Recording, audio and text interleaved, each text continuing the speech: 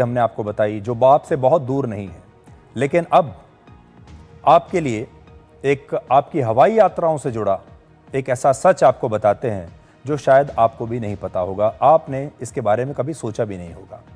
हवाई यात्रा के दौरान जब आपका विमान एयरपोर्ट पर उतरने वाला होता है तो आप अक्सर फ्लाइट में अनाउंसमेंट सुनते हैं कि आपने अपनी यात्रा समय से पूरी कर ली है या फिर समय से पहले आपने ये यात्रा पूरी कर ली है।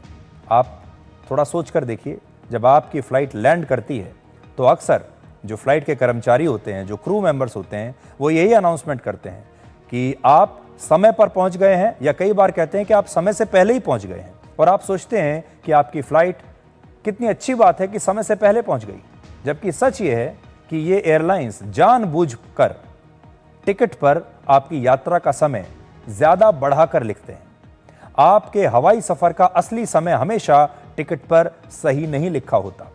ये उनकी एक मार्केटिंग स्ट्रैटेजी होती है ताकि उनकी ऑन टाइम परफॉर्मेंस यात्रियों को दिखाई दे और उनका जो रिकॉर्ड है ऑन टाइम परफॉर्मेंस का वो बना रहे और यात्रियों का भरोसा उन पर बना रहे। इसीलिए उदाहरण के तौर पर अगर आप दिल्ली से मुंबई जाते हैं तो आपके टिकट पर यात्रा का समय 2 घंटे से लेकर 2 घंटे 30 मिनट तक कुछ भी लिखा होता है, जबकि दिल्ली से मुंबई की जो हवाई उड़ान है वो लगभग 1 घंटे 40 मिनट के आसपास है और 20 मिनट फ्लाइट से उतरने और चढ़ने में भी लगता है। यानी दिल्ली से मुंबई के हवाई सफर का कुल समय 2 घंटे से ज़्यादा बिल्कुल नहीं होना चाहिए, लेकिन एयरलाइंस 30 मिनट ज़्यादा लिखती हैं सिर्फ इसलिए क्योंकि इससे उनके ऑन टाइम परफॉर्मेंस का रिकॉर्ड बेहतर रहता है। कई बार मौसम ख़राब हो जाता है या स्टाफ की कमी हो जाती है या फिर फ्लाइट को लैंड करने में देरी होती है। ऐसे में 30 मिनट का अतिरिक्त समय एयरलाइंस के लिए वरदान साबित होता है। ये सारी देरी होने के बावजूद, ये सारा विलंब होने के बावजूद एयरलाइंस आपसे कहती हैं कि हम ऑन टाइम अपने डेस्टिनेशन पर पहुंचे हैं, ये ऑन टाइम अराइवल है। हवाई यात्रियों को बड़ा अच्छा लगता है कि वो 2.5 घंटे के तय समय में अपने मंजिल तक पहुंच गए हैं।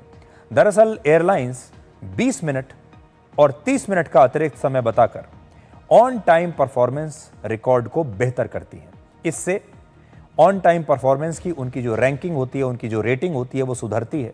फ्लाइट असल में देर से ही पहुंची है, लेकिन रिकॉर्ड में आता है कि फ्लाइट टाइम पर आई है। फ्लाइट्स पर नजर रखने वाली जो संस्था है DGCA, वो हर महीने एयरलाइंस का ऑन टाइम परफॉर्मेंस डेटा जारी करती है, यानी किस एयरलाइंस की कितनी फ्लाइट समय पर पहुंची और कितनी देर से पहुंची और किस एयरलाइन की परफॉर्मेंस कैसी रही। कोई भी एयरलाइन ये नहीं चाहती कि उसके नाम पर लेट लतीफ होने का धब्बा लगे और इसीलिए वो टिकट पर ट्रैवल टाइम को बढ़ाकर लिखती है। दिल्ली से मुंबई हो, कोलकाता हो, अहमदाबाद हो, कोई भी शहर हो, हर व्यस्त रूट पर इस तरह की ट्रिक का इस्तेमाल किया जाता है। जैसे दिल्ली मुंबई हवाई रूट पर अलग अलग एयरलाइंस के फ्लाइट टिकट पर ट्रैवल टाइम जो होता है वो अलग अलग लिखा होता है, ऐसा ही कोलकाता अहमदाबाद और दिल्ली बेंगलुरु के हवाई रूट पर भी आपको देखने को मिलेगा।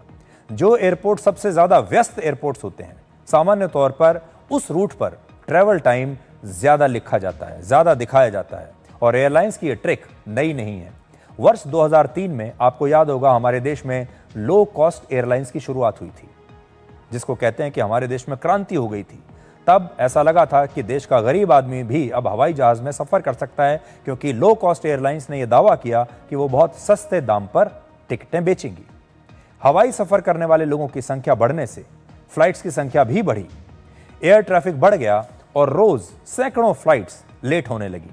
ऐसे में कुछ एयरलाइंस ने ट्रैवल टाइम को बढ़ाकर लिखना शुरू कर दिया और देखते ही देखते सभी एयरलाइंस ने यही फॉर्मूला अब अपना लिया है। उसी प्रकार से जैसे जो लो कॉस्ट एयरलाइंस एक ज़माने में ये वादा करके आपके सामने आई थी कि वो कम पैसे में अपनी टिकट बेचेंगी, आज लगभग उन सब की टिकट की जो कीमत है वो लगभग बराबर ही है। अब कोई लो कॉस्ट एयरलाइन इस देश में असल में बची नहीं है। सारी एयरलाइन एक जैसे ऑपरेट करती हैं, चाहे वो अपने आप को लो कॉस्ट बोलें या अपने आप को लग्जरी एयरलाइन बोलें। ऐसा कोई फ़र्क अब बचा नहीं है, लेकिन अपनी ब्रांडिंग के लिए,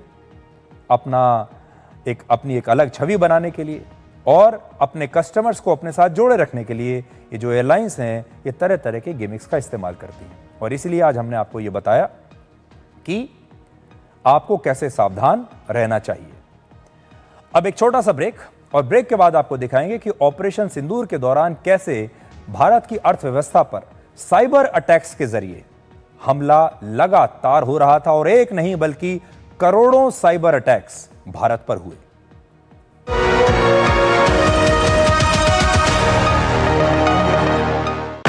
कौन है जो जोड़े देश को?